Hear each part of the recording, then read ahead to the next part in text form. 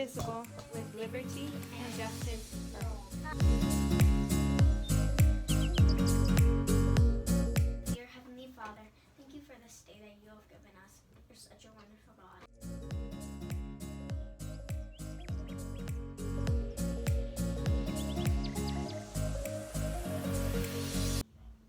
Hi everybody, my name is Katie Lopez and I'm coming to you this afternoon because the Lord laid it on my heart to make a video about homeschooling. And I know a lot of you are currently homeschooling, and that's probably not the way you planned this year to go. While some of you are regular homeschoolers and you've been homeschooling for a while. So this video is mainly for those who are kind of thrown into it because of COVID. I just feel led to make a video of tips that might help some of those moms out there who are doing their very best to homeschool every day. I thought I've been homeschooling for about 4 years now. I thought if there's any insight or any wisdom or tips I can share, I would love to make your day go easier. By no means am I some kind of expert or anything like that, but I do have a few kids and I've been homeschooling for a while, and I wrote a couple things down to share with you today. If after this time of homeschooling you actually enjoy it and you plan on homeschooling next year, I'd like to make a follow-up video on my thoughts of why I homeschool personally, along with some reasons and some information that might help you if you are considering that for next year. But if not, I totally understand. There's a lot of options out there for your children, and I know many of you work full-time. So for the remainder of this time that we're at home, I thought I would share with you some ideas, not even just for schooling, but more how to be at home with your kids all day and continue to be a good mom. First of all, I wanted to touch base on having different ages of children at home. Many of you probably have more than one kiddo at home, and so when you're trying to teach one, the other one might be messing around or running around, and so then it kind of creates a chaotic atmosphere. So what I would like to suggest is have a routine. So in the morning, have a system, whatever works for you. For us, because we love the Lord a lot, I normally start my day with a Bible lesson for the kids. We do some Bible memory.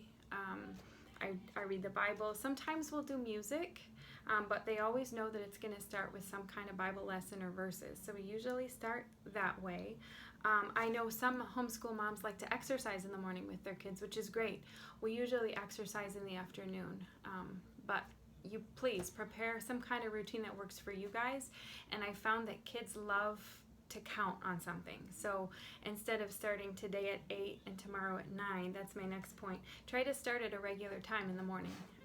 They usually learn best, whether they're home taught or in the public school or private. They all seem to learn pretty well in the morning. So you want to have the bulk of your teaching, if you can, if your position at home allows you to. I know many of you are still working from home. So if you can, they learn usually better in the morning.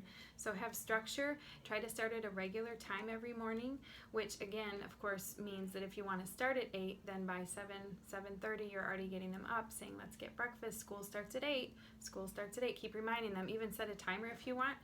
I have found that if the bell rings, like the clock on the microwave or something, or your iPhone, nobody can argue with it. You aren't saying it's time for school, the bell just rang and that says it's time for school. So that seems to help as well. We do a lot of bell setting over here. Also, when you're trying to teach different ages of kids, let me circle back to that. A lot of times I will try to, if it's a hard concept especially, or if your child has a hard time paying attention with noise around him, so I have 3 kids. I have a 9-year-old, a 7-year-old, and a 3-year-old. And I will teach the older one, the 3rd grader, his hard concept while I'm giving my 7-year-old, she's my 1st grader, I will let her go play with the 3-year-old for a little bit in the other room, so that we have a quiet room, me and the 3rd grader, so he can focus on that concept. And once he gets it, then I'll call back in my 1st grader and say, okay, sweetie, now we can work on your math or your writing or whatever subject it is. So don't feel bad if you have to send a couple of them out of the room for a minute while you get the concept with the other child. And if you have toddlers, that brings me to another point. I do. She's 3 and she's busy, very busy. She colors, she does Play-Doh. Try to have maybe an activity box in the room that you teach to keep him or her engaged or feel like they're loved, but please do not feel like they have to stay in the room or with you the entire day of your school.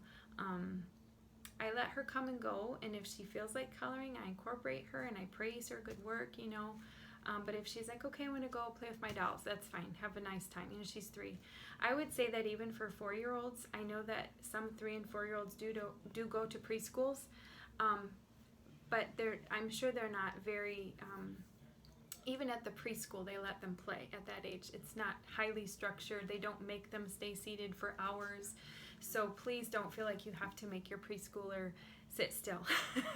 They'll learn for a few minutes, they'll run off, they'll come back, they'll learn again. So please feel free to have other things in the other room for her. Even a show is fine. A lot of times we do like learning shows or shape shows for her that helps her keep engaged while I'm teaching something hard. Or just reading a story. Even just my Bible time sometimes is very engaging for them, and they want to know that I have pictures with my Bible stories, and so they're really interested. But if the 3-year-old comes in singing and dancing, it makes it tough. So you decide. Some toddlers are very good at listening, and so you can include them much more. It just depends on the family. But don't feel guilty if the toddler is doing his or her own thing much of the day. Okay, the other thing I wanted to touch on, don't feel guilty if your school day is much shorter than what you might maybe expect.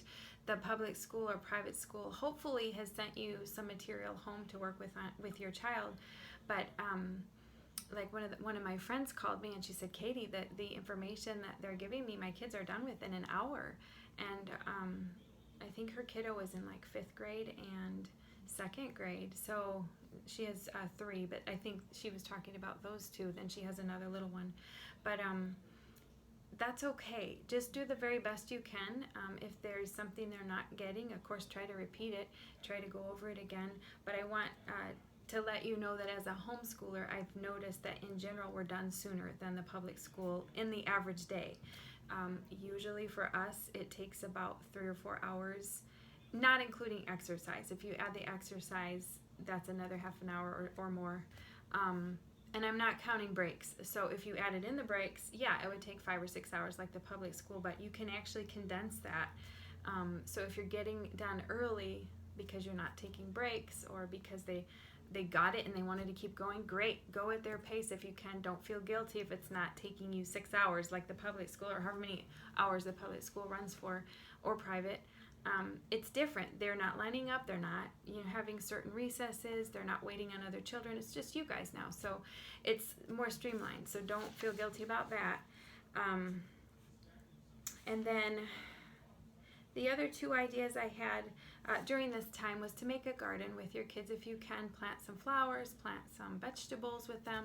It's fun. It's science. They can learn how the seed, germinates and grows, and they can check on it, take pictures of it. The other things too I do with my kiddos after school is I bake a lot, I cook. Oftentimes they'll join me. We could do crafts too. If I'm doing like a craft or something like that, I can make another video and show you how I, bring them along. It's messy. It's not as easy to bake with them, but it engages them, and you can of course mix some math in there with measurements. And I think this time God is really allowing us to pull together as a family. He really wants the family unit to be strong.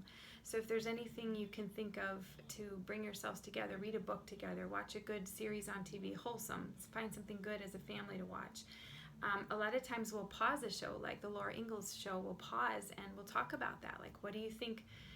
I'll talk to my 3rd grader. What do you think, Zach? Was that appropriate? That person seems a bit prideful, right? Like, what do you think is going to happen next? So you can also engage them through movies or episodes of something that you think is a wholesome show. And then that's it for my tips today. If I think of anything else, I will I can add it to the comments below, or I can make another video for you guys. If you guys have any information or extra tips on coming together as a family in this time, please put them below. My last thoughts were just to quickly give you guys some websites, which I'll include down below. For preschoolers, kindergarten, and first graders, abcmouse.com is amazing. It's about $7 a month. And I just found this one recently. It's called IXL.com, and that's for kindergarten through 12th graders. That has all the subjects. So that's going to be, you know, any kind of math, science, geography, social studies. It even has Spanish, and it's kind of a la carte. You pay for what subjects you want your children to have.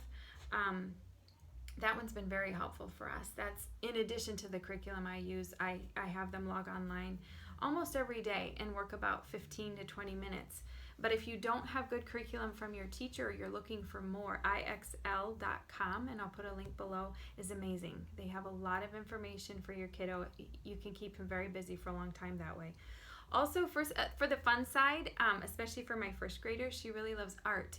And we found, actually through the public school before we decided to homeschool, we did Art for Kids Hub there at the first grade in the public school. So I definitely want to give that credit there. But it's a very good website. It's a father and mother who have 4 children, and he does a lot of drawing and coloring and just a lot of different fun things on artforkidhub.com. I can put a link. I think that's $5 or $6 a month. Then my sister, who's a teacher in Michigan, she gave me this website. It's called starfall.com, and that one's about $40 a year. I think you pay by the year there. But that one has a lot of printouts. If you're looking for hard copy, you don't want them on the computer necessarily. You want them to prepare something in paper. Starfall.com has that, and you can do a lot of printing there. They've got a lot of things for seasons and holidays as well, which is really fun. A lot of math in that one. And of course, if you want to pick up flashcards, you can do that at Walmart, Target. Grab a map. I do have maps around the room. Numbers, charts are really good too if you have a younger one who's still learning their numbers.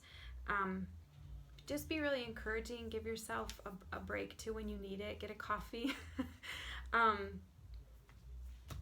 You know, I think the main thing is that you guys just pull together and respect one another as much as possible. So I spend quite a bit of time working with manners as I need to throughout the day too. So feel free to take a break from math and talk about, well, how did you just respond to mommy? Was that respectful? Or to your brother or sister? Is that how we need to treat each other? So please feel free to pause the education to talk about manners. Or if you believe in the Lord like we do, we pause often and say, you know, wow, like, what do you think God would think of that? Like, is that a good way to speak to one another?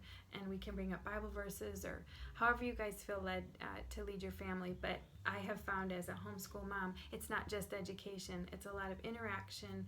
It's thinking, critical thinking, social thinking between family members, kind of the whole package. So I know it's a lot to take on when it's thrown at you. So I hope these tips help you. And thank you so much for watching. I really hope it blesses you. Have a great day.